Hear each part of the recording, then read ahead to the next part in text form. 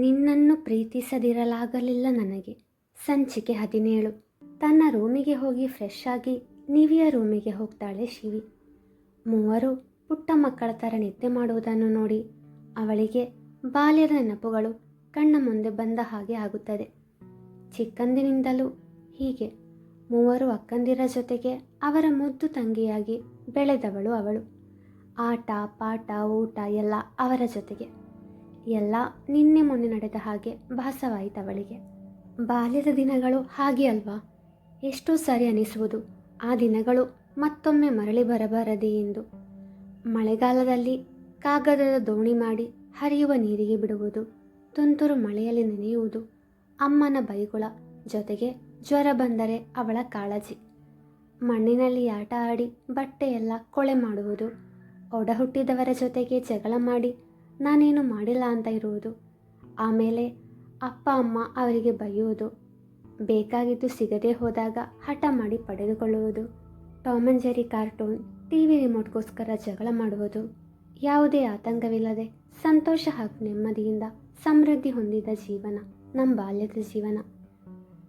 ಇಹದ ಪರಿವೇ ಇಲ್ಲದೆ ಮಲಗಿದ್ದವರನ್ನು ಕಂಡವಳಿಗೆ ಏನಾದರೂ ಕೀಟಲೆ ಮಾಡಬೇಕೆಂಬ ಮನಸ್ಸಾಯಿತು. ಏನು ಮಾಡುವುದು ಎಂದು ಯೋಚಿಸುತ್ತಿದ್ದವಳ ದೃಷ್ಟಿ ಹೋದದ್ದು ಅಲ್ಲಿದ್ದ ಟೇಬಲ್ ಕಡೆಗೆ. ಅದರ ಡ್ರವರ್ನಲ್ಲಿ ಪ್ಲಾಸ್ಟಿಕ್ ಹಾವು ಇದ್ದದ್ದು ನೆನಪಿಗೆ ಬಂತು. ಅದನ್ನು ತೆಗೆದವಳೆ ಅವರ ಮೇಲೆ ಅದನ್ನು ಹಾಕಿ ಹಾವು ಹಾವು ಎಂದು ಕಿರುಚಿದಳು. ನಿದ್ರಾಲೋಕದಲ್ಲಿ ವಿಹರಿಸುತ್ತಿದ್ದವರು ಅವಳ ಕಿರುಚಾಟ ಕೇಳಿ ಎದ್ದು ಕುಳಿತರು. ಅವಳು ಎಸೆದ ಪ್ಲಾಸ್ಟಿಕ್ ಹಾವು ಐಶು ಮಡಿಲಲ್ಲಿತ್ತು. ಅದನ್ನು ಕಂಡವಳೆ ಅಮ್ಮ ಎಂದು ಕಿರುಚಿದಳು. ಅವಳ ಕಿರುಚಾಟ ಅವರ ಕಿವಿ ತನ್ನ ಇರುವಿಕೆಯನ್ನು ಮರೆತಂತೆ ಭಾಸವಾಯಿತು. ಕಾರಣ ಕೀ ಎಂಬ ಶಬ್ದ ಮಾತ್ರ ಕೇಳುತ್ತಿತ್ತು. ಸ್ವಲ್ಪ ಸಮಯದ ನಂತರ ಕಿವಿ ಸರಿಯಾಯಿತು. ಶಿವಿ ಹೊಟ್ಟೆ ಹಿಡಿದುಕೊಂಡು ಜೋರಾಗಿ ನಗುತ್ತಿದ್ದಳು. ಈ ಕಿತಾಪತಿ ಅವಳೇ ಮಾಡಿದ್ದು ಎಂದು ತಿಳಿಯಲು ಅವರಿಗೆ ಹೆಚ್ಚು ಸಮಯ ಬೇಕಾಗಲಿಲ್ಲ. ಅವಳು ಅಲ್ಲಿಂದ ಓಡಲು ಯತ್ನಿಸಿದಳು, ಆದರೆ ಸಾಧ್ಯವಾಗಲಿಲ್ಲ. ಅವರು ಅವಳನ್ನು ಮಂಚಕ್ಕೆ ದುಡಿದರು. ಎಲ್ಲರೂ ಸೇರಿ ಗುದ್ದಿದರು.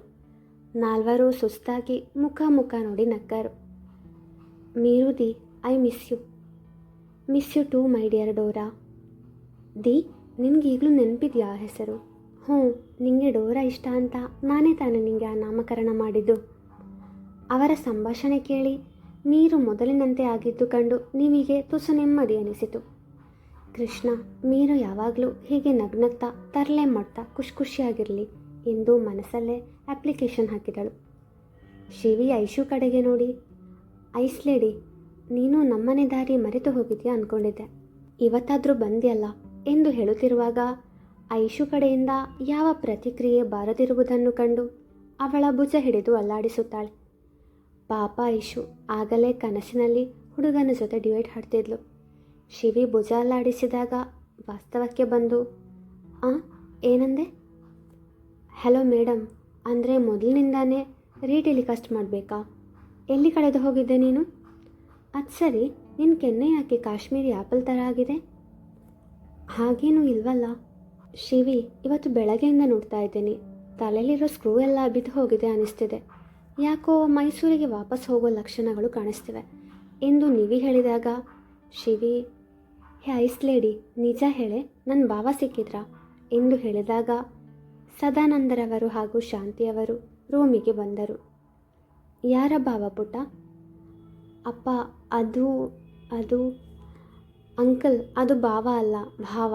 ಅದು ನಿವಿ ಭಾವಗೀತೆ ಹಾಡ್ತಿದ್ಲು, ಅದರಲ್ಲಿ ಭಾವ ಇರಲಿಲ್ಲ, ಅದಕ್ಕೆ ಭಾವ ಸಿಕ್ತಾ ಅಂತ ಕೇಳ್ತಿದ್ಲು ಎಂದು ವಿಷಯಾಂತರಿಸಿದಳು ಐಶ್ವರ್ಯ.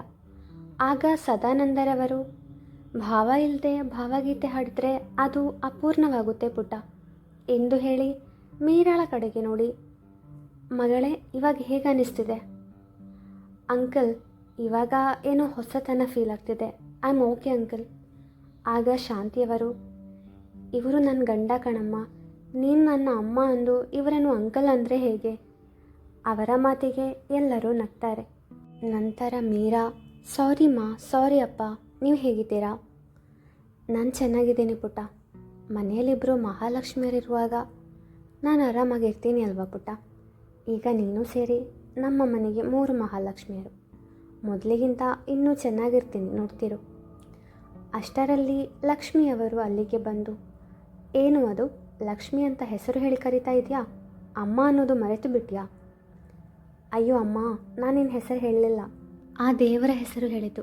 ಅಂದರೆ ಮನೆಗೀಗ 3 ಮಹಾಲಕ್ಷ್ಮಿಯರು ಇದ್ದಾರೆ ಅಂದೆ. ಹೌದು ಕಣು, ಮನೆ ತುಂಬ ಹೆಣ್ಮಕ್ಳು ಓಡಾಡಿಕೊಂಡಿದ್ರೆ ಮನೆಗೆ ಒಂದು ದೈವಿಕ ಕಳೆ ಬಂದ ಹಾಗೆ. ನನ್ನ ಮಗಳನ್ನು ನೋಡೋ ಭಾಗ್ಯ ಆ ದೇವರು ನನಗೆ ಕೊಡಲಿಲ್ಲ. ನಿನಗಾದರೂ ಆ ದೇವರು ಹೆಣ್ಣು ಮಕ್ಕಳನ್ನು ಕರುಣಿಸಿದ. ಲಚ್ಚು ಡಾರ್ಲಿಂಗ್, ಇಮೋಷ್ನಲ್ ಆಗಿದ್ದು ಸಾಕು. ಇಲ್ಲಿ ಒಬ್ಳಿದ್ದೀನಿ, ನಾನು ಆವಾಗಲಿಂದ ನೋಡ್ತಾ ಇದ್ದೀನಿ. 3 ಮಹಾಲಕ್ಷ್ಮಿಯರು ಅಂತಿದ್ದೀರಾ. 3ರ ನಂತರ ಬರೋ ಸಂಖ್ಯೆಯನ್ನು ನಿಮ್ಮ ಮ್ಯಾಥ್ಸ್ ಟೀಚರ್ ಹೇಳಿಕೊಟ್ಟಿಲ್ವಾ ಎಂದು ಐಶು ಹೇಳಿದಾಗ ಸದಾನಂದರವರು ಹಾಗೂ ಲಕ್ಷ್ಮಿಯವರು, ಸಾರಿ ಪುಟ್ಟ, 3 ಅಲ್ಲ 4 ಮಹಾಲಕ್ಷ್ಮಿಯರು. ಹಾಗೆ ಹೇಳಿ ಮತ್ತೆ, ಇವತ್ತಿನ ದಿನ ಏನಾದರೂ ಸ್ಪೆಷಲ್ ಆಗಿರಬೇಕು, ಯಾವತ್ತೂ ನೆನಪಿಟ್ಕೊಳ್ಬೇಕು, ಹಾಗೇನಾದರೂ ಮಾಡಬೇಕು. ಏನು ಮಾಡೋದು? ನನಗೊತ್ತು ಏನು ಮಾಡಬೇಕು ಅಂತ ಎಂದು ನೀವೇ ಹೇಳಿದಾಗ ಎಲ್ಲರೂ ಏನು ಎಂದು ಕೇಳ್ತಾರೆ. ಇವತ್ತು ಹುಣ್ಣಿಮೆ. ಆಕಾಶದಲ್ಲಿ ಪೂರ್ಣಚಂದ್ರನನ್ನು ನೋಡುತ್ತಾ ಆ ಬೆಳದಿಂಗಳ ಬೆಳಕಿನಲ್ಲಿ ಲಚ್ಚು ಡಾರ್ಲಿಂಗ್ ಮನೆಯವರಿಗೆಲ್ಲ ಕೈ ತುತ್ತು ಕೊಡಬೇಕು. ವಾವ್ ನಿವಿ, ಸೂಪರ್ ಕಣೆ ಎಂದು ಮೀರಾ ಹೇಳಿದಾಗ ನಿವಿ ಇಲ್ಲದ ಕಾಲರನ್ನು ಮೇಲೆತ್ತಿದಳು. ಲಚ್ಚು ಡಾರ್ಲಿಂಗ್, ಚರಣ್ ಸರ್ ಮತ್ತು ಸೂಚಿಯನ್ನು ಕರ್ಕೊಂಡು ಬರ್ತೀನಿ. ಮೀರಾಗೂ ಅವರ ಪರಿಚಯ ಮಾಡಿಸಬೇಕು. ಹ್ಞೂ, ಅವರನ್ನು ಕರ್ಕೊಂಡು ಬಾ. ಶಾಂತು, ನಾವು ಬೇಗ ಅಡುಗೆ ರೆಡಿ ಮಾಡೋಣ ಎಂದು ಲಕ್ಷ್ಮಿಯವರು ಶಾಂತಿಯವರನ್ನು ಕರೆದುಕೊಂಡು ಅಡುಗೆ ಮನೆಗೆ ನಡೆದಿದ್ದರು. ನಿವಿ ಚರಣ್ ಮನೆಗೆ ಹೋಗಿ ಚರಣ್ ಹಾಗೂ ಸುಜಾತಾರವರನ್ನು ಕರೆದುಕೊಂಡು ಬಂದಳು. ಚರಣ್ ಹಾಗೂ ಸುಜಾತಾರವರಿಗೆ ಮೀರಾಳ ಪರಿಚಯ ಮಾಡಿಸಿದಳು ನಿವಿ. ಸುಜಾತಾರವರು ಮೀರಾಳ ಕಡೆಗೆ ನೋಡಿ, ನನಗಿರೋದು ಒಬ್ಬ ಮಗಳು ಇರಬೇಕಿತ್ತು ಅಂತ ಎಷ್ಟೋ ಸರಿ ಅನಿಸಿದೆ.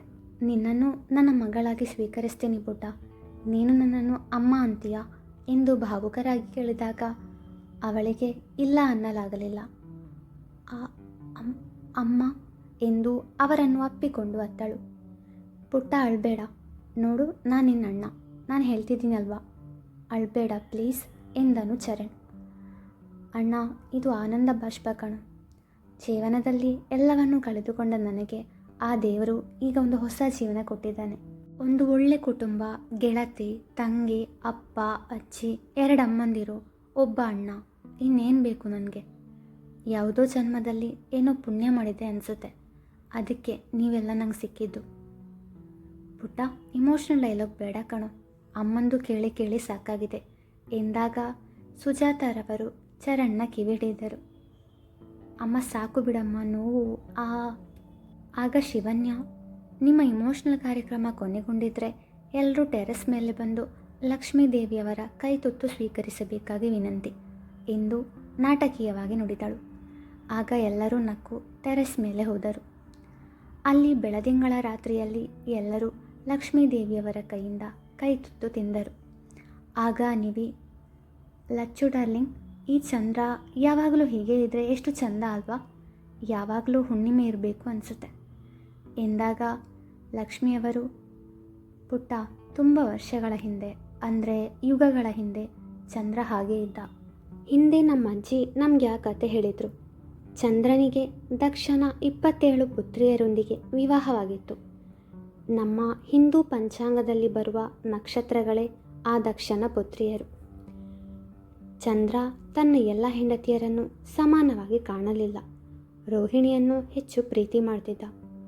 ಇದರಿಂದ ಬೇಸರಗೊಂಡ 26 ಪತ್ನಿಯರು ತಮ್ಮ ತಂದೆಯ ಬಳಿ ಚಂದ್ರನ ಬಗ್ಗೆ ದೂರು ನೀಡಿದರು. ಇದರಿಂದ ಕೋಪಗೊಂಡ ದಕ್ಷ ಪ್ರಜಾಪತಿ, ನೀನು ಕ್ಷಯರೋಗಕ್ಕೆ ತುತ್ತಾಗುವಂತೆ ಚಂದ್ರನಿಗೆ ಶಾಪ ಕೊಟ್ಟುಬಿಟ್ಟರು.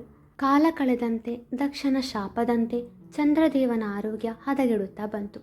ಅದನ್ನು ಕಂಡ ದೇವಋಷಿ ನಾರದರು ಚಂದ್ರನ ಬಳಿ ಬಂದು ಶಿವನ ಆರಾಧನೆ ಮಾಡುವಂತೆ ಸಲಹೆ ಕೊಟ್ಟರು. ತಡ ಮಾಡದೆ ಚಂದ್ರ ಕೂಡಲೇ ಶಿವನ ಪ್ರಾರ್ಥನೆ ಶುರು ಮಾಡಿದರು. ಚಂದ್ರನ ಭಕ್ತಿಯಿಂದ ಪ್ರಸನ್ನರಾದ ಶಿವ ಪ್ರತ್ಯಕ್ಷನಾಗಿ ಕಾಯಿಲೆಗಳನ್ನು ದೂರ ಮಾಡಿ ಪುನರ್ಜೀವನ ಕೊಟ್ಟು ಚಂದ್ರನನ್ನು ತಮ್ಮ ತಲೆಯಲ್ಲಿ ಧರಿಸಿದರು. ಇದರ ನಂತರ ಚಂದ್ರನ ಗಾತ್ರದಲ್ಲಿ ಬದಲಾವಣೆಯಾಗುವುದು ಮಾತ್ರ ನಿಲ್ಲಲಿಲ್ಲ. ಅದರ ಪರಿಣಾಮವಾಗಿ ಹುಣ್ಣಿಮೆಗೆ ಪೂರ್ಣಚಂದ್ರ, ಆಮೇಲೆ ಅಮಾವಾಸ್ಯೆಯಂದು ಅಪ್ರತ್ಯಕ್ಷನಾಗುವುದು ಎಂದು ಹೇಳಿದಾಗ ಸದಾನಂದರವರು, ಅಮ್ಮ, ಆ ದೇವತೆಗಳಿಗೆ ಕಷ್ಟ ತಪ್ಪಿದಿಲ್ಲ. ನಾವು ಸಾಮಾನ್ಯ ಮಾನವರು, ನಮಗೆ ಕಷ್ಟ ಬರದೇ ಇರುವುದೇ ಎಂದಾಗ ಮೀರಾ, ನಿಜ ಅಪ್ಪ ನೀವು ಹೇಳಿದ್ದು. ಮನುಷ್ಯನಿಗೆ ಕಷ್ಟ ಬರುವುದು ಆ ಕೃಷ್ಣನ ಪರೀಕ್ಷೆಯ ಒಂದು ಭಾಗ ಅಷ್ಟೆ. ಸುಖದ ಬಳಿಕ ದುಃಖ, ದುಃಖದ ಬಳಿಕ ಸುಖ, ಹೀಗೆ ಕಾಲಚಕ್ರ ಬದಲಾಗುತ್ತದೆ. ಯಾವುದೂ ಶಾಶ್ವತವಲ್ಲ. ನನ್ನ ಜೀವನ ನೋಡಿ, ನಿನ್ನೆ ಎಲ್ಲ ಕಳೆದುಕೊಂಡೆ, ಇವತ್ತು ಎಲ್ಲ ಸಿಕ್ಕಿತು ನನಗೆ.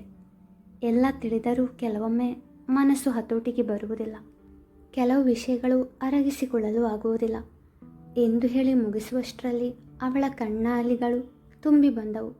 ಆಗ ಚರಣ್ ಅವಳ ಕಣ್ಣೀರು ಒರೆಸಿ, ಪುಟ, ನಿನ್ನ ಮಾತು ನಿಜ. ಇವತ್ತು ನಮ್ಮ ಜೀವನ ನಾವು ಅಂದ್ಕೊಂಡ ಹಾಗೆ ಬಹುಶಃ ಇರಬೇಕೆಂದಿಲ್ಲ, ಆದರೆ ಖಂಡಿತ ನಾಳೆ ಒಂದಿನ ನಾವು ಬಯಸಿದ ಜೀವನ ನಮ್ಮದಾಗುತ್ತದೆ. ಅವರ ಮಾತು ಕೇಳಿದ ಎಲ್ಲರಿಗೂ ಅದು ಸರಿ ಅನಿಸಿತು.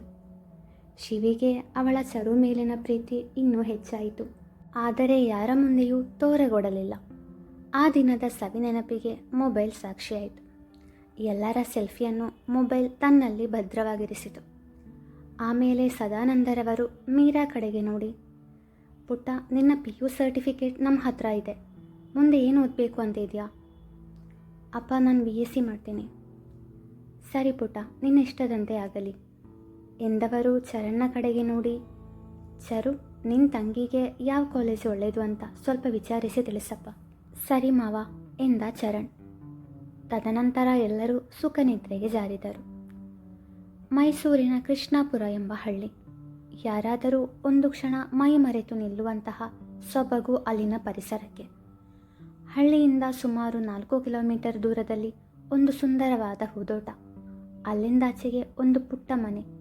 ಆ ಮನೆಯೊಳಗೆ ಕಗ್ಗತ್ತಲು. ಅಲ್ಲಿಗೆ ಒಬ್ಬ ವ್ಯಕ್ತಿ ಬಂದ. ಅಲ್ಲಿ ಅವನು ನೇಮಿಸಿದ 2 ದಾಂಡಿಗರು ಒಡೆಯನನ್ನು ಕಂಡೊಡನೆ ಒಳಗೆ ಕರೆದೊಯ್ದವರು ಒಂದು ಚೇರ್ ಅವನ ಮುಂದೆ ಇಟ್ಟರು. ಕಪ್ಪು ಬಣ್ಣದ ಮಾಸ್ಕ್ ಧರಿಸಿದ್ದರಿಂದ ಆ ವ್ಯಕ್ತಿಯ ಮುಖ ಸ್ಪಷ್ಟವಾಗಿ ಕಾಣಿಸುತ್ತಿರಲಿಲ್ಲ. ಆ ವ್ಯಕ್ತಿಯ ಮುಂದಿನ ಚೇರ್ನಲ್ಲಿ ಒಬ್ಬ ವ್ಯಕ್ತಿಯನ್ನು ಕಟ್ಟಿಹಾಕಲಾಗಿತ್ತು. ಆ ವ್ಯಕ್ತಿ ತುಂಬ ದಣಿದಂತೆ ಕಾಣುತ್ತಿದ್ದರು. ಕಣ್ಣಿನ ಕೆಳಗೆ ಸುತ್ತಲೂ ಕಪ್ಪು ವರ್ತುಲಗಳು. ಕಪ್ಪು ಮಾಸ್ಕ್ ಧರಿಸಿದ ವ್ಯಕ್ತಿ, ನಾನು ಹೇಳಿದ್ರ ಬಗ್ಗೆ ಏನು ಯೋಚನೆ ಮಾಡಿದೆ? ನೀನೆಷ್ಟು ಹೇಳಿದರೂ ಅಷ್ಟೇ, ನಿನ್ನ ಆಸೆ ನೆರವೇರಲ್ಲ. ನಾನು ಬಯಸಿದ್ದು ನನಗೆ ಸಿಕ್ಕೇ ಸಿಗುತ್ತೆ. ನಾನು ಬದುಕಿರುವವರೆಗೂ ಅದು ಸಾಧ್ಯ ಇಲ್ಲ. ನೀನು ಬದುಕಿರುವಾಗಲೇ ಸಾಧ್ಯ ಆಗುತ್ತೆ. ನಿನ್ನ ಕಣ್ಮುಂದೆ ನಿನ್ನ ಮಕ್ಕಳಿಗೆ ಚಿತ್ರಹಿಂಸೆ ಕೊಡ್ತೀನಿ. ನಿನ್ನಿಂದ ಅವರನ್ನೇನೂ ಮಾಡೋಕ್ಕಾಗಲ್ಲ. ಇಷ್ಟು ವರ್ಷ ಈ ಕತ್ತಲ ಕೋಣೆಯಲ್ಲಿ ಇದ್ದರೂ ನಿನ್ನ ದರ್ಪ ಕಡಿಮೆ ಆಗಿಲ್ಲ ಅಲ್ವಾ ಎಂದು ಅವನ ತಲೆಗೂದಲನ್ನು ಗಟ್ಟಿಯಾಗಿ ಎಳೆಯುತ್ತಾನೆ. ಆ ವ್ಯಕ್ತಿ ಅಮ್ಮ ಎಂದು ಕಿರಿಚಿದರು. ಎಷ್ಟು ಕಿರುಚಿದ್ರೂ ನಿನ್ನ ಧ್ವನಿ ಈ ಕೋಣೆಯಿಂದ ಆಚೆ ಕೇಳಿಸಲ್ಲ ಎಂದು ಹೇಳಿ ದಾಂಡಿಗರಲ್ಲಿ, ನೋಡ್ರು, ಇವನು ತಪ್ಪಿಸ್ಕೊಂಡು ಹೋಗಬಾರ್ದು. ಒಂದು ವೇಳೆ ಹೋದರೆ ನೀವಿಬ್ಬರು ಜೀವ ಸಹಿತ ಉಳಿಯಲ್ಲ. ನಾವು ನೋಡ್ತೀವಿ ಬಾಸ್ ಎಂದು ಹೇಳಿ ಆ ಕೋಣೆಯ ಬಾಗಿಲನ್ನು ಮುಚ್ಚಿದರು. ಮುಂದುವರಿಯುವುದು.